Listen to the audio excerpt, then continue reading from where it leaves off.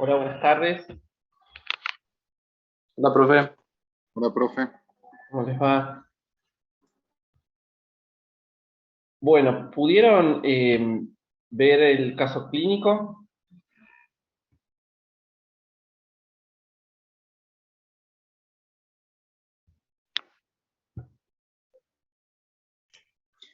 Oh, profe, yo me fijé en plataforma anoche y no me figuraba todavía. Ah, ¿no lo subieron antes, el caso clínico? No, y me fijé hoy y ya estaba. Bueno, igual no es complicado. Ahora vamos a ver algunas cosas, lo vamos a resolver y si bueno, si tienen dudas después la conversamos. Eh, ya no creo que se conecte más nadie, ¿no? No. Bueno, pueden ver ahí en mi pantalla. Sí, profe, ahí se ve.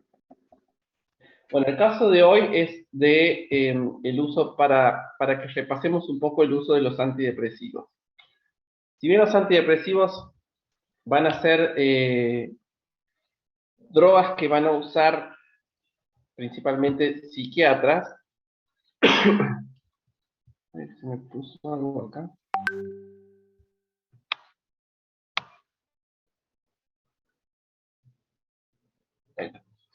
En médicos psiquiatras, también los médicos generales o los médicos clínicos pueden usar o empezar el tratamiento con antidepresivos en algunos casos con un grupo especial de drogas que son los inhibidores selectivos de la recaptación de serotonina, que dentro de todos los grupos son las drogas menos tóxicas, ¿sí? Pero tenemos que conocerlo porque esto es una patología que está muy en aumento de la incidencia y por lo tanto hay muchos pacientes con uso de antidepresivos que van a ir a la consulta que tengamos con nosotros por otros motivos también. Entonces, este es el caso clínico de un paciente varón de 50 años que se va a presentar en la consulta por deterioro del estado de ánimo, apatía, dificultad para concentrarse, pérdida de ilusión e interés y tendencia al aislamiento social. Refiere que durante la pandemia fue despedido de su trabajo y perdió a su madre por complicación de un cuadro de COVID. En el examen psicopatológico se denota un paciente con un ánimo depresivo, con sentimiento de tristeza, que presenta un ciclo circadiano con mejoría vespertina, anergia, o sea, falta de energía, refiriendo a haber hecho abandono de la medicación prescrita por servicios de salud mental, o sea, que ya venía tratado con algo que él deja de tomar. Antecedentes de importancia, refiere a haber consultado previamente en un centro de salud por empeoramiento del estado del ánimo, acompañado de intentos de suicidio.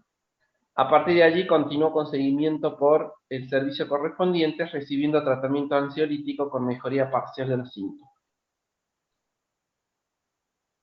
Entonces, la pregunta es cuál es la sospecha diagnóstica. Entonces, tenemos 50 años con un antecedente de estar medicado con psicofármacos, con antecedentes de intentos de suicidio y que encima tiene, por el contexto de la pandemia, una pérdida de un ser querido y pierde su trabajo. Entonces, la sospecha diagnóstica de este caso es un trastorno depresivo, ¿sí? Depresión mayor. No nos vamos a demorar mucho en esto porque no, primero yo no soy un experto en psicopatología y segundo porque ustedes esto lo van a ver mejor cuando cursen salud mental.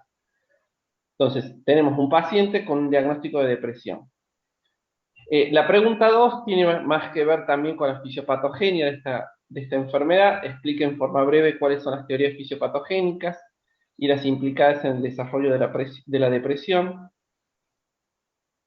Hay teorías genéticas, ¿sí? Que en realidad son teorías, no se pudieron corroborar que haya un factor genético que predisponga a este tipo de enfermedad mental. Esto se debe a que entre un 40 al 50% de los pacientes que tienen estos trastornos hay un antecedente familiar bastante claro.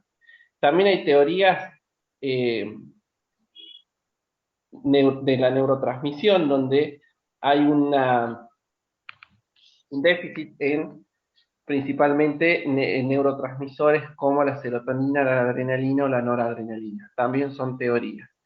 Y estas teorías de la neurotransmisión se van a sustentar principalmente en el mecanismo de acción de los fármacos, que son los que van a mejorar toda esta sintomatología del cuadro depresivo.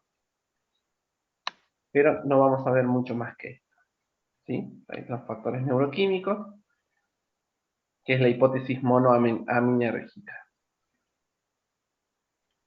Entonces, en base a esto, acá sí, quiero que quede bien clara la pregunta 3, que es clasificar a los antidepresivos según el mecanismo de acción y explicar cómo actúa cada grupo, ¿sí? Esto es pregunta de examen, generalmente no, esto y efectos adversos y no mucho más preguntamos de antidepresivos porque no son temas, eh, de los temas no son los más importantes en el examen, ¿sí? Entonces, eh, esto ustedes ya lo vieron en el teórico, los antidepresivos lo vamos a clasificar en grupos y esos grupos van a tener una relación con el mecanismo de acción. Primer grupo son los antidepresivos tricíclicos, ¿sí? Se llaman así por su estructura química, ¿sí? Porque tienen 3 anillos en su estructura química. Y a su vez, estos antidepresivos tricíclicos se van a subclasificar de acuerdo a su estructura química en aminos secundarios y aminos terciarios. Dentro del grupo de los aminos secundarios tenemos a amoxapina, matropilina, nortriptilina, protriptilina. Si yo me tengo que acordar de algunos de estos, me voy a acordar de la nortriptilina porque es el que más se usa, ¿sí? Entonces la nortriptilina es una droga antidepresiva tricíclica del grupo de los aminos secundarios. En cambio, los aminos terciarios tenemos principalmente amitriptilina, clormipramina y mipramina, ¿sí? Me acuerdo de estos 3 que son los que usamos más acá en el país. Amitriptilina, clomipramina e imipramina. ¿Cómo es el mecanismo de acción de estas drogas?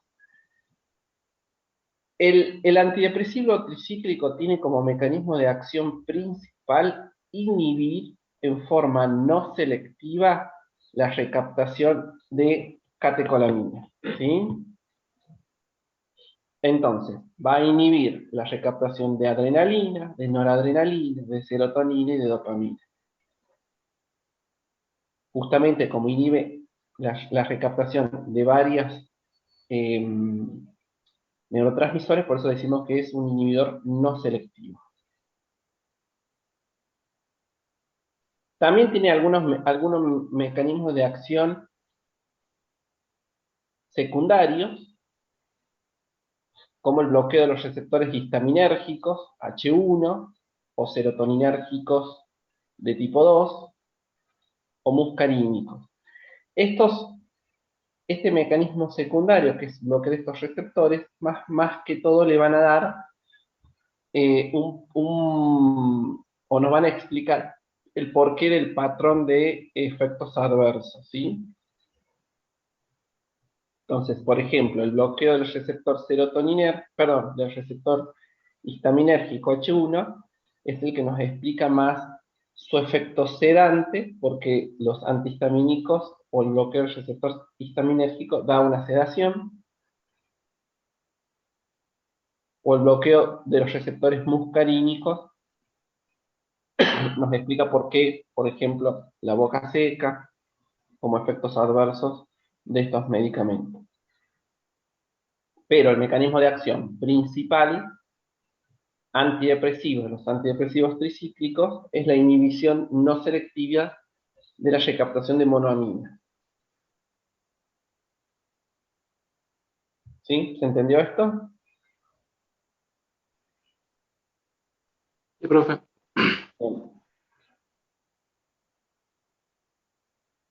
Después tenemos otro grupo de antidepresivos que son los IMAOs, que son los inhibidores de la monoaminoxidasa.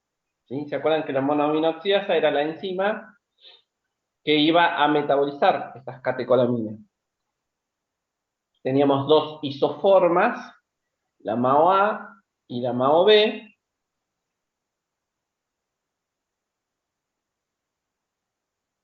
Hoy en día, los inhibidores de la monoaminoxidasa como drogas antidepresivas no se usan de primera instancia.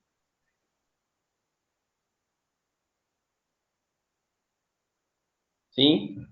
Entonces, acá tenemos ejemplos de drogas IMAO, fenilcina, tranilcipromina, selegilina. A la seligilina la vamos a volver a ver como parte del tratamiento del Parkinson, que sí se usa, pero no se van a usar como droga antidepresiva, por lo menos no de primera línea. Esto más bien se las deja reservadas en combinación con otras para aquellos pacientes resistentes a otros grupos de drogas que son más seguras.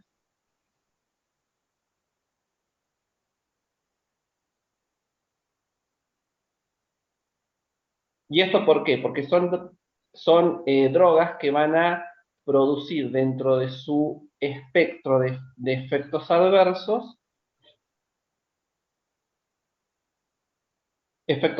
potencialmente graves como arritmias. ¿Sí? Lo mismo que lo que vimos recién, los antidepresivos tricíclicos, los que van a producen como efectos adversos arritmias. Entonces, en casos de intoxicación, pueden producir arritmias ventriculares con muerte. Entonces, imagínense ustedes que le vamos a estar dando a un paciente que quiere morirse un comprimido que si toma una dosis más alta se va a morir. Justamente por eso es que no son drogas que se vayan a usar de primera instancia, de primera línea.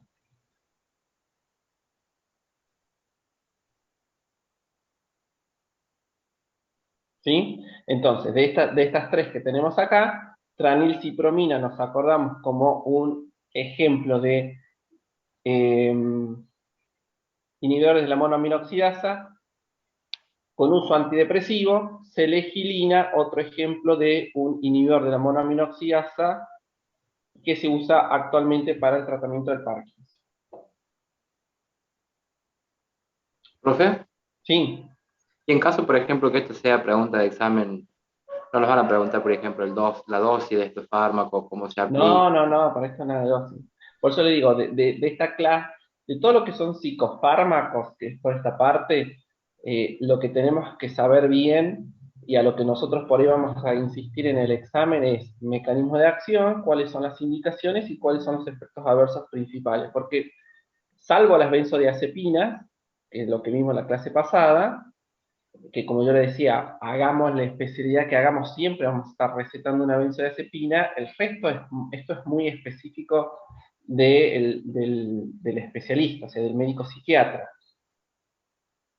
¿Sí? Uno cuando tiene un paciente que sospecha un cuadro depresivo, lo deriva al psiquiatra. El psiquiatra verá cuál es la mejor opción de tratamiento y combinaciones o las dosis. Por eso estas dosis no tienen que saber.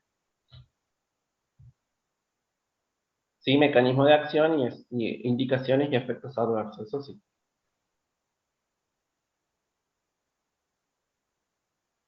¿Sí? Bueno, el otro grupo son los inhibidores selectivos de la recaptación de serotonina.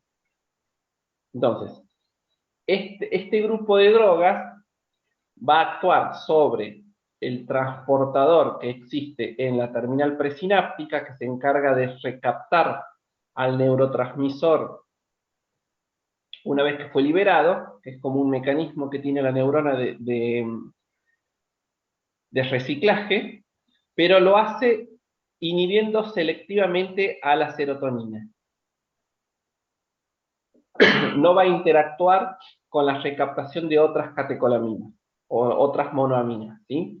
Entonces, al inhibir en forma selectiva la recaptación de serotonina, lo que va a producir es lograr un aumento de la cantidad de serotonina en la hendidura sináptica y por lo tanto un aumento en la interacción con sus receptores, y eso explicaría el efecto antidepresivo o estabilizador del ánimo.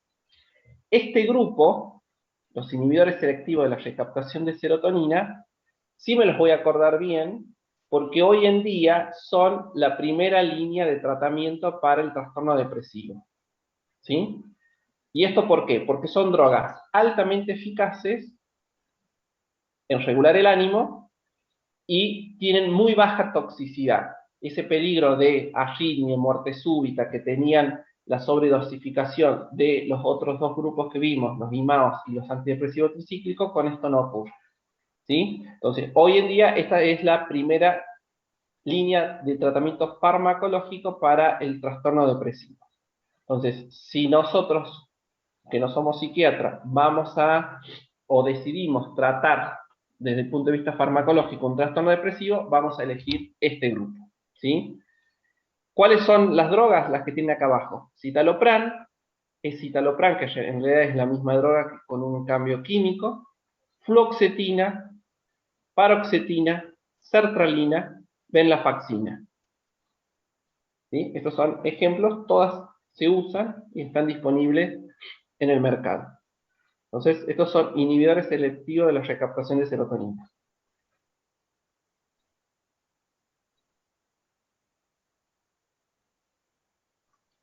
Después tenemos algunas drogas que siguen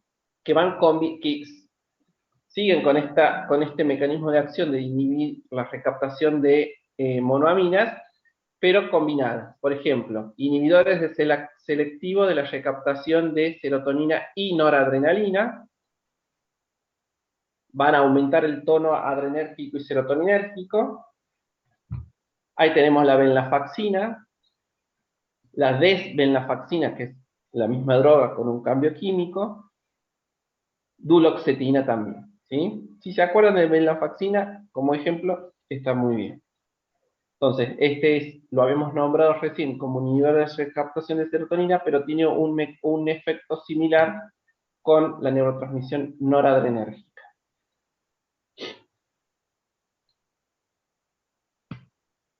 Después tenemos otro grupo que son los antagonistas de los receptores de serotonina, y acá vamos a actuar a otro nivel de la neurotransmisión serotoninérgica, bloqueando al receptor de tipo serotoninérgico de tipo 2. También tiene un efecto anti-alfa 1 del sistema adrenérgico, y también tiene un efecto antihistaminérgico H1, ¿sí? Lo que le da un efecto sedante extra.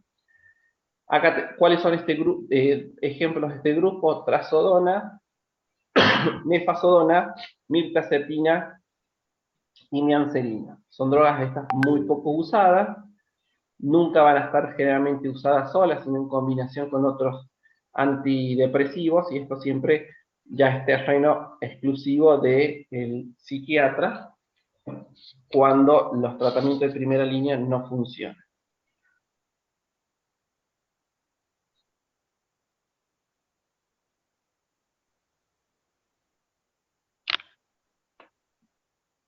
Y por último de los grupos tenemos los antidepresivos atípicos. Acá en este grupo se juntó todos los que no pertenecían a los grupos anteriores, que tienen una relación directa con su mecanismo de acción. Acá lo tenemos a la atomoxetina, el bupropión, duloxetina, mirtazapina, trazodona, que es la que mencionamos recién.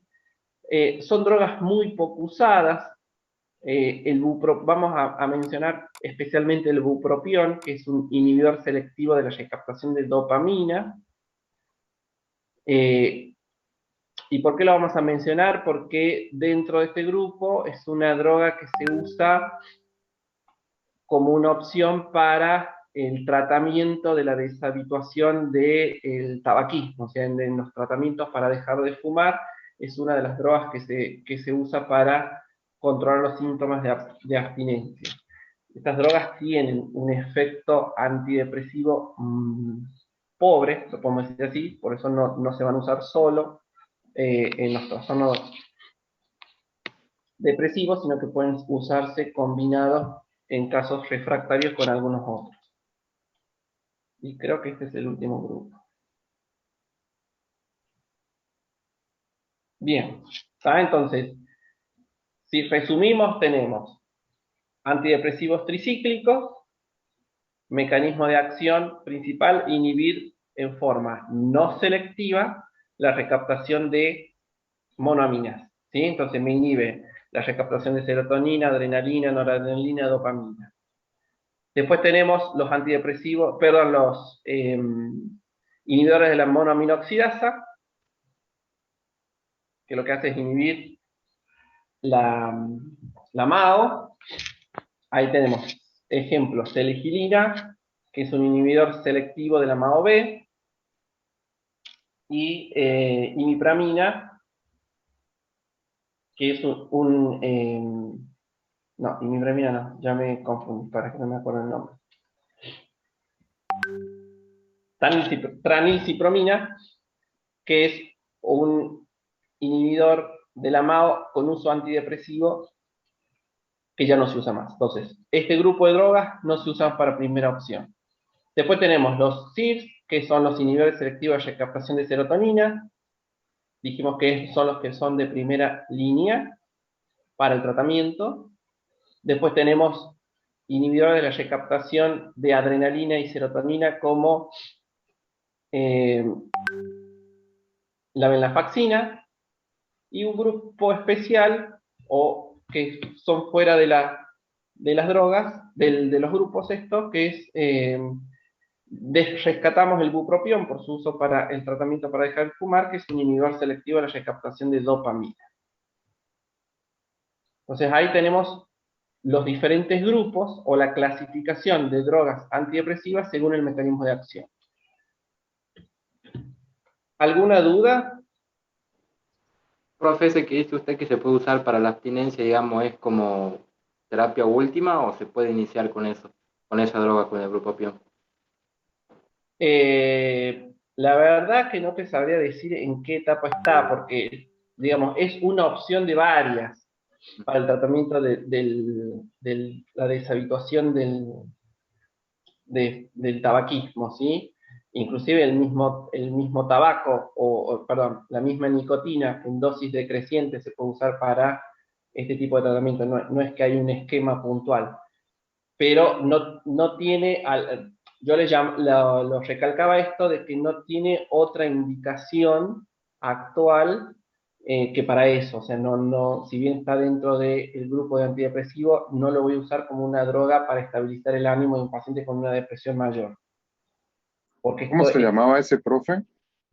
bupropión. Son drogas que tienen un efecto antidepresivo pobre, si lo podemos decir así. Por eso tampoco se usan solo. Profe, ¿yo podría decir que la duloxetina es una droga más completa que la fluoxetina o no? La duloxetina Sí. es un inhibidor de la recaptación, pero no solamente ¿ves? Están acá, no solamente de serotonina, sino también inhibe Otras, ¿no? otros neurotransmisores, inhibición de la recaptación de otros neurotransmisores. Eso la hace, en cuanto a efectividad, muy efectiva, pero el patrón de toxicidad es más parecido a los antidepresivos tricíclicos, ¿sí? Entonces, vos imaginate, si vos tenés una droga que te inhibe la recaptación de adrenalina y noradrenalina también, voy a tener como efecto adverso un aumento de todo el tono simpático en los diferentes, a nivel periférico también, ¿sí? Si bien mi intención terapéutica es que esto actúe a nivel del sistema nervioso central, pero me va a inhibir la recaptación de estas catecolaminas en toda la neurotransmisión.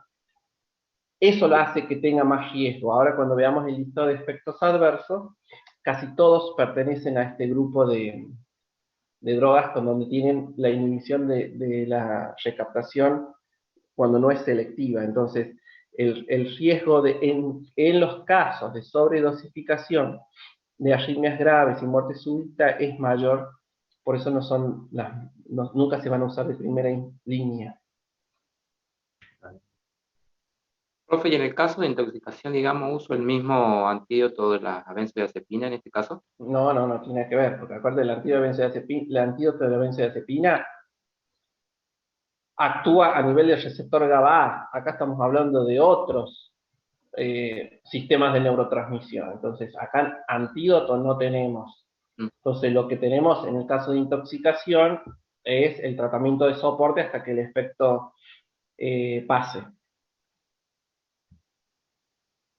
¿Sí?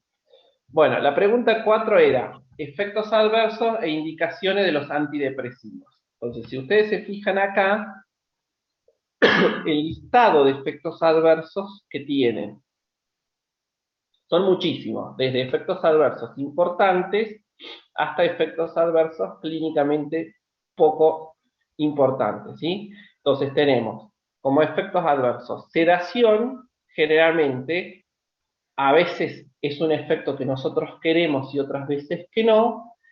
Cuando nosotros recién mencionamos todo el listado o los grupos de los antidepresivos, todos esos que actuaban, aparte de su mecanismo principal de acción, bloqueando el receptor histaminérgico H1, va a tener un efecto de sedación, porque el bloqueo del receptor histaminérgico H1 da sedación, ¿sí? Distonías, retención urinaria. La retención urinaria tiene que ver con el bloqueo muscarínico, ¿viste? Cuando vimos, o sea que estos primeros efectos adversos son típicos de los antidepresivos tricíclicos. Cuando nosotros mencionamos los antidepresivos tricíclicos, los aminos secundarios, que tenían como mecanismo de acción aparte el bloqueo muscarínico, eso me va a dar retención urinaria como efecto adverso. Bueno, epigastralgia, aumento de peso, ¿sí? Esto es un efecto adverso muy común de todos los grupos y por lo tanto también esto al paciente le molesta porque le estabiliza el ánimo por un lado, pero ellos ven que tienen un aumento de peso progresivo. Uno de los que más aumento de peso tienen son los inhibidores selectivos de la recaptación de serotonina. Aumento de la prolactina, estos sobre todo son los que van a actuar inhibiendo la recaptación de dopamina. Sequedad de boca, como les decía recién, los que tienen efectos anticolinérgicos va a dar sequedad de boca, fotosensibilidad, viraje maníaco, constipación, leucopenia, episodios psicóticos, visión borrosa, efecto paradojal, hipotensión arterial, fallas amnésicas, eosinofilia, temblor, gusto ácido metálico. Bueno, volvemos a lo mismo, sequedad de boca, retención urinaria, estreñimiento y visión borrosa. Acá, como está escrito en este párrafo, es gracias a el efecto anticolinérgico por el bloqueo de los receptores muscarínicos, palpitaciones, taquicardias, arritmias, ¿sí? Que pueden ser arritmias graves en los casos de intoxicación, hipotensión postural. Y acá, perdón, en mayúscula tenemos efectos adversos muy frecuentes que también molestan a los pacientes. Por ejemplo, disminución del deseo sexual o disfunción sexual. Estos son efectos adversos de los inhibidores selectivos de recaptación de serotonina. El síndrome serotoninérgico, que ahora lo vamos a ver un poquito más al final del caso clínico, también se debe a un exceso de serotonina de los IRS. Y recuerden que los inhibidores de la monoaminoxidasa van a producir el síndrome tiramínico. ¿Alguien sabe qué es el síndrome tiramínico y por qué se produce?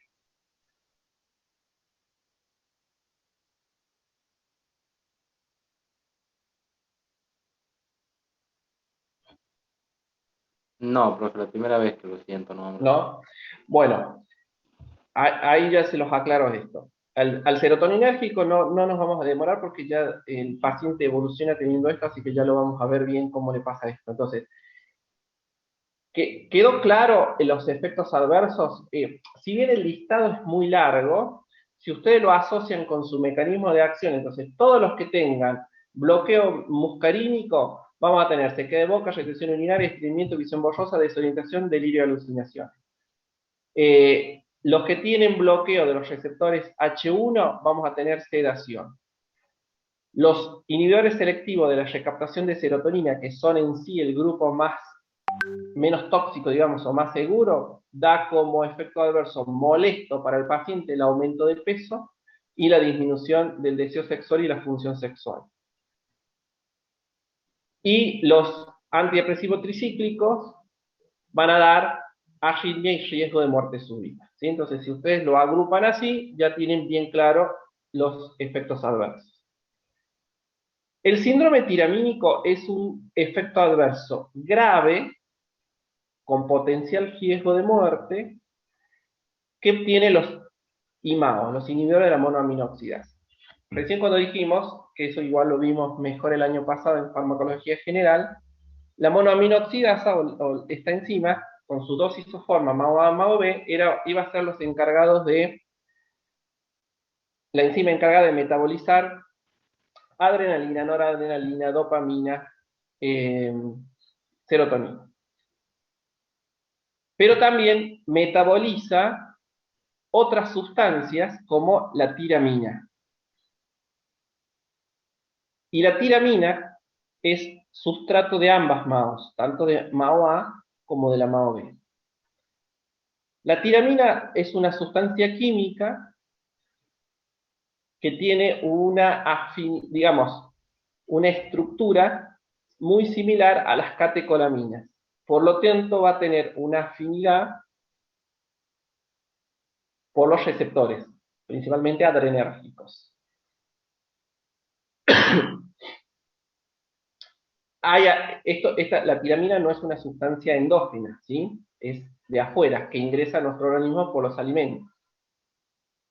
Hay alimentos que son muy ricos en tiramina. ¿Cuáles son? Quesos, fiambres, algunos vinos y cervezas, ¿sí? Entonces, si un paciente que está tomando un inhibidor de la monoaminoxidasa, cualquiera fuera, porque la tiramina, como les dije, se metaboliza tanto por la MAO-A como por la MAO-B. O sea, si está tomando algún IMAO, por lo tanto tiene su enzima bloqueada y come alguno de estos alimentos, la cantidad de tiramina va a ser mayor porque no tiene quien la metabolice. Ese exceso de tiramina va a interaccionar con los receptores, principalmente adrenérgicos, y va a producir como síntomas crisis hipertensiva, taquicardias y arritmias, ¿sí?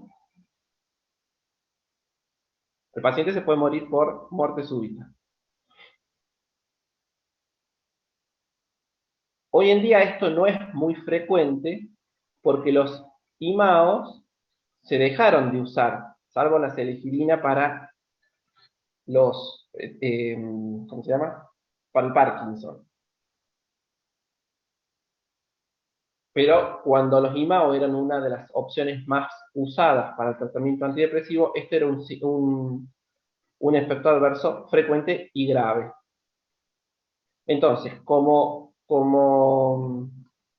moraleja, cada vez que tenemos un paciente que use cualquier tipo de inhibidor de monoaminoxidasa, uno tiene que prohibirle el consumo de quesos, sobre todo los quesos fermentados, cervezas, algunos fiambres y vinos, porque son los alimentos ricos en tiramina, ¿sí?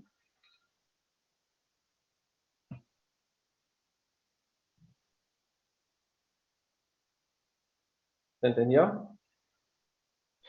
Sí, profe. Sí, profe. Sí, O sí. sea, profe, pero con los efectos adversos que tiene, digamos, deja mucha, controversia, digamos, por ejemplo, si el paciente tiene, uno de los efectos adversos dice temblor, por ejemplo, que esté tratado para Parkinson, y No, tiene, no, pero no es, la seligilina no da temblor, ¿eh? Estos son, es que la seligilina no es un antidepresivo, es un IMAO, pero no es antidepresivo. Se los ah, mencioné porque es el único IMAO que hoy usamos. Los ah, otros listo. ya casi no se usan. Igual cuando veamos, eh, ¿ya vieron Parkinson ustedes o todavía no? Sí, Sí, bueno, cuando vieron Parkinson, eh, ahí la vieron a la seligilina, pero no produce temblor, la seligilina, puntualmente. Sí, este listado son de los antidepresivos. ¿Sí? Bueno, indicaciones.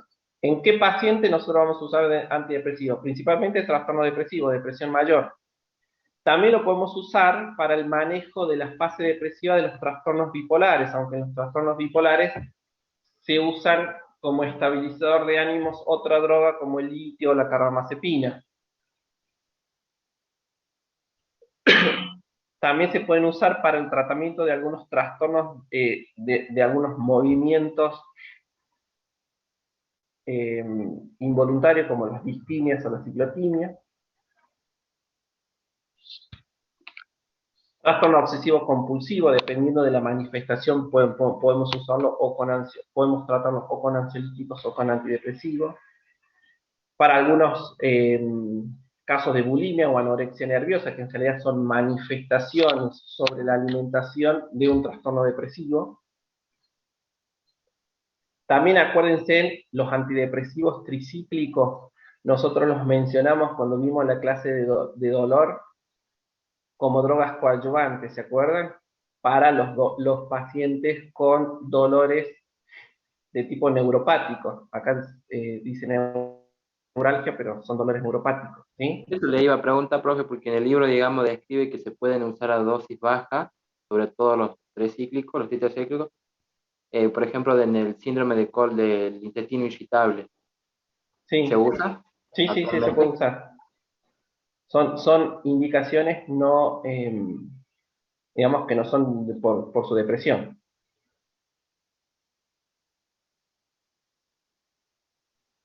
Pueden usarse también para el tratamiento de la apnea del sueño, de narcolepsia,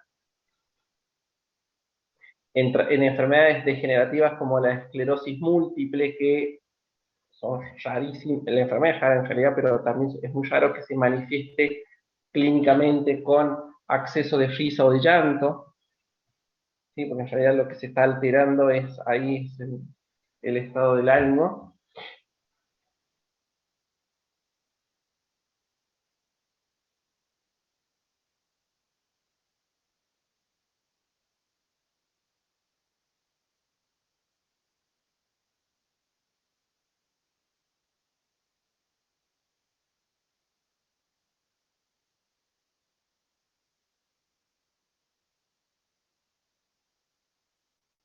Cosas como muy específicas.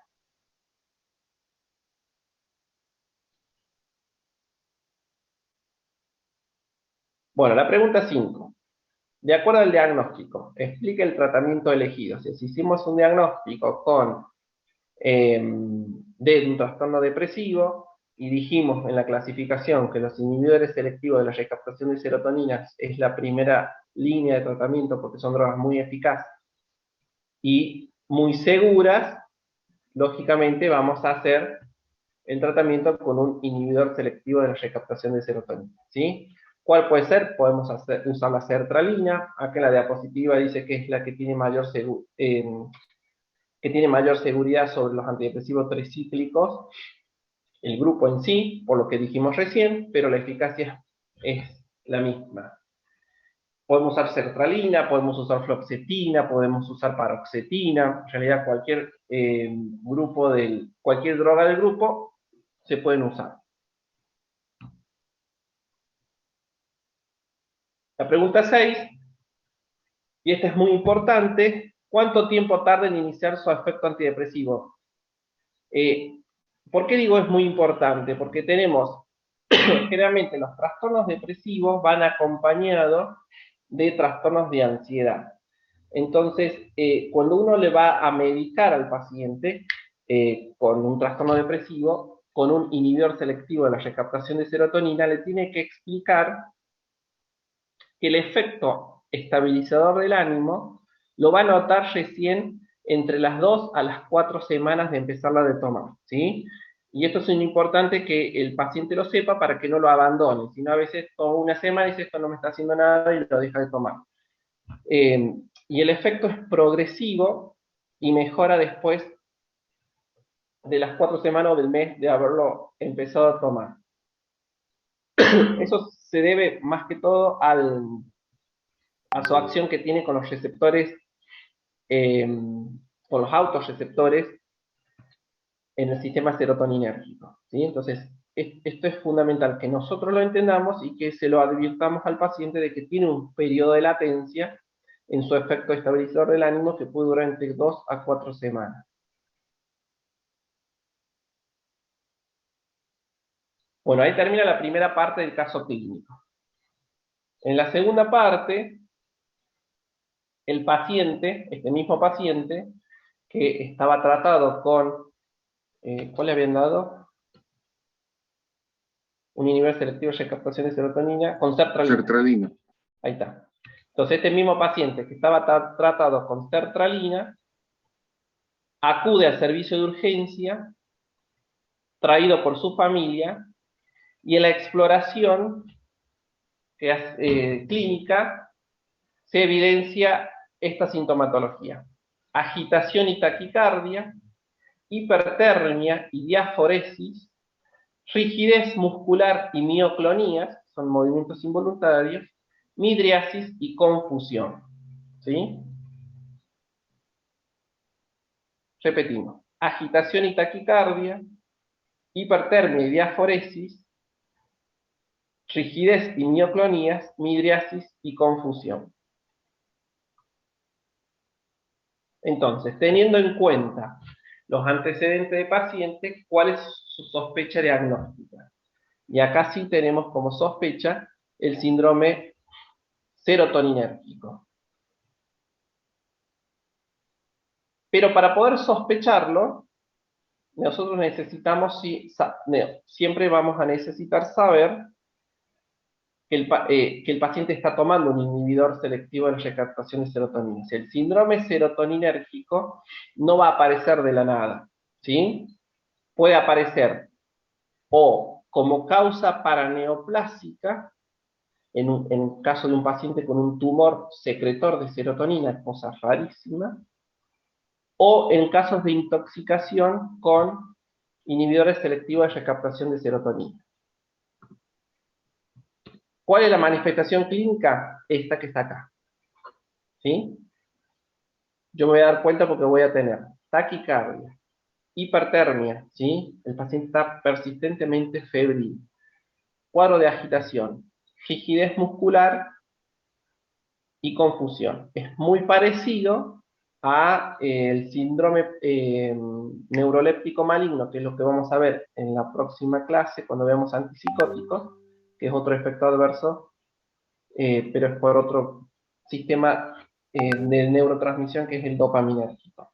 ¿Cuándo será un síndrome serotoninérgico? Se va a dar en el contexto de un paciente que toma un antidepresivo inhibidor selectivo de la recaptación de serotonina, que lo combina con un IMAO.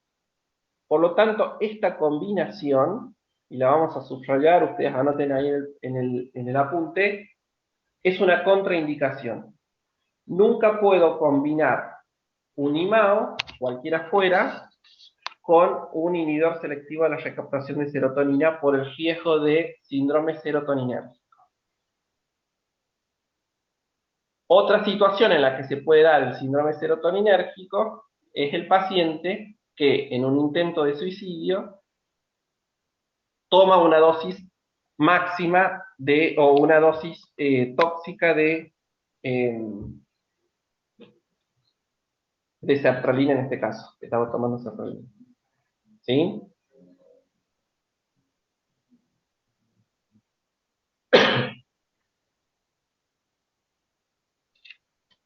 ¿Se entendió síndrome serotoninérgico? Sí, profe. O sea que nunca se debe combinar estos dos tipos. No, nunca. Están contraindicados, ¿sí? Por este riesgo. Entonces, de estos síndromes raros que involucran una alteración farmacológica en la neurotransmisión, ya vimos síndrome tiramínico de los IMAO, vimos que tiene que ver más que todo con la dieta, vimos síndromes serotoninérgicos con los IRS, que tiene que ver con una combinación con los IMAO, y en la clase que viene vamos a ver síndrome neuroléptico, que tiene que ver con la dopamina. Son 3 síndromes raros que tienen que ver con un psicofármaco y que ponen en riesgo de vida del paciente. Son urgencias. Bueno, acá en la pregunta 8 menciona los criterios de Hunter para el diagnóstico del síndrome serotoninérgico. Entonces, como todo, no se ve bien la diapositiva, pero como todas estas patologías raras tienen criterios diagnósticos, el primer criterio diagnóstico es presencia de cualquiera de los signos en un paciente con antecedente de consumo de un agente serotoninérgico. Por eso siempre es importante para cualquier tipo de consulta que nosotros tengamos, que tengamos el hábito de no solamente preguntar al paciente qué le anda pasando y semiografiar sus signos y sus síntomas, sino siempre preguntar, ¿usted toma medicamentos en forma frecuente? ¿Qué medicamentos toma? Porque ahí con eso nosotros vamos a tener un panorama, si la sintomatología que el paciente lo está trayendo a la guardia o a la consulta tiene que ver con un cuadro patológico o con un cuadro tóxico de su medicación. Otro criterio es los clonus espontáneos, otro clonus inducible más agitación o diaforesis, clonus ocular más agitación o diaforesis, temblores más hiperreflexia, hipertonía y la hipertermia con temperaturas mayores a 38 grados, ¿sí? Entonces tenemos acá siempre la combinación de hipertermia, hipertonía y trastornos musculares de involuntarios de movilidad involuntaria, así como son los clonos, que pueden ser en miembros inferiores o en el ojo. Estos son los criterios para el diagnóstico, siempre en el contexto de un paciente que toma una medicación antiserotoninérgica. Bueno, ¿cuáles son las medidas a tomar? No tenemos antídoto, como era en el caso de los pacientes que se intoxicaban con benzodiazepinas. Entonces, acá las medidas son sostén clínico, suspender el tratamiento como punto principal, muy buena hidratación del paciente para mantener una una diuresis entre 50 y 100 mililitros por hora. Eso nos va a permitir, como son drogas que se eliminan por el riñón, que podamos eliminarla. El tratamiento, bueno, la hidratación es con soluciones electrolíticas, o sea, cloruro de sodio y potasio según la necesidad. El tratamiento de la hipertermia es con medidas físicas. Esta temperatura no es fiebre, es una hipertermia de origen central, por lo tanto, no sirve que le dé paracetamol, ibuprofeno, dipirona, porque no va a bajar la temperatura, porque el mecanismo de producción es otro. Entonces, la hipertermia se va a manejar con medidas físicas, paños fríos, baños, etc. El tratamiento de la rigidez muscular va a ser con benzodiazepina, las drogas que vimos en la clase pasada. ¿Se acuerdan cuando nosotros mencionamos los efectos farmacológicos de las benzodiazepinas? Uno de ellos era miorrelajante. Entonces yo voy a usar acá la benzodiazepina con el efecto de relajación muscular, y también la benzodiazepina me va a ayudar a controlar el cuadro de ansiedad y agitación que tiene el paciente. Esto es el tratamiento de sostén hasta que el cuadro cede, cuando los niveles de serotonina bajen. Profe, ¿y cómo es el estado general, digamos, del paciente? ¿Cómo es el estado general? ¿Cómo viene, digamos, la guardia? No, no, son cuadros muy aparatosos, porque el paciente viene muy hipertérmico, con una rigidez muy marcada, entonces el paciente prácticamente no se puede mover, porque en esa rigidez vos tenés una contracción simultánea tanto de músculos agonistas como antagonistas, entonces es muy difícil moverlo. La agitación es una agitación psicomotriz, el paciente está totalmente sacado, eh, hasta que si vos no solucionas todo esto, la misma hipertermia y la misma rigidez muscular lo que produce es un daño renal por rhabdomiolisis. Y el paciente se muere por eso, si no se trata. Es como hacer un ejercicio físico extremadamente intenso. La contracción muscular que tiene y la destrucción muscular y después el daño, sí, renal, bien digo.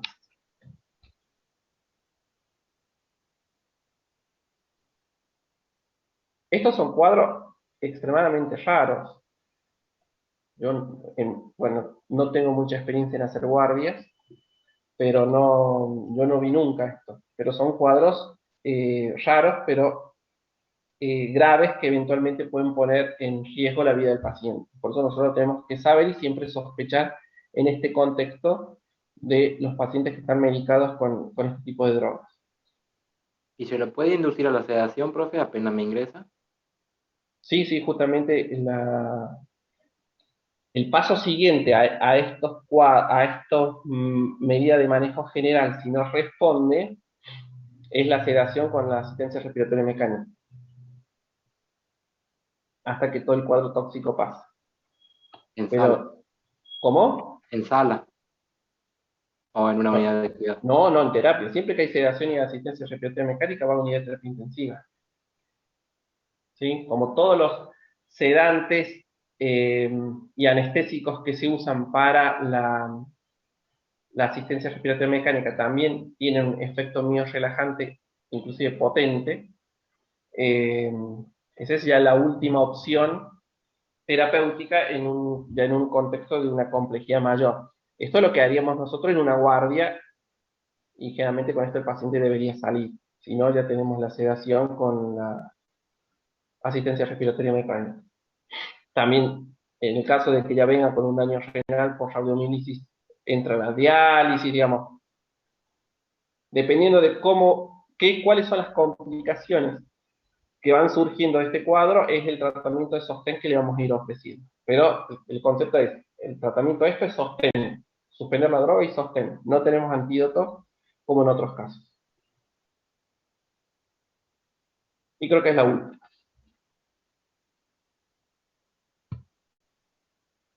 Bueno, ¿alguna duda?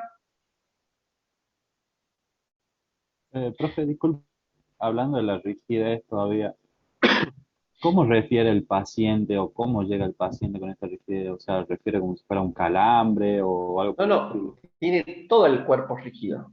Es más, el paciente es poco probable que venga por su cuenta, siempre lo van a traer. Ah, lo ¿Sí? traen, lo traen. Es una rigidez tipo catatónica. Claro. ¿Ustedes ya cursaron Salud Mental 2? Sí, Sí, profe. ¿Les tocó en pandemia o pudieron ir al psiquiátrico? pandemia. Bueno, no sé si alguna vez van a recuperar algo de esas prácticas, pero en el hospital psiquiátrico, cuando uno va, vos ves mucha de esto, no en el nivel del síndrome serotoninérgico, sino como se usan muchos antipsicóticos, que es el tema que nos queda ver, eh, y que tiene una manifestación clínica similar, que es la rigidez muscular.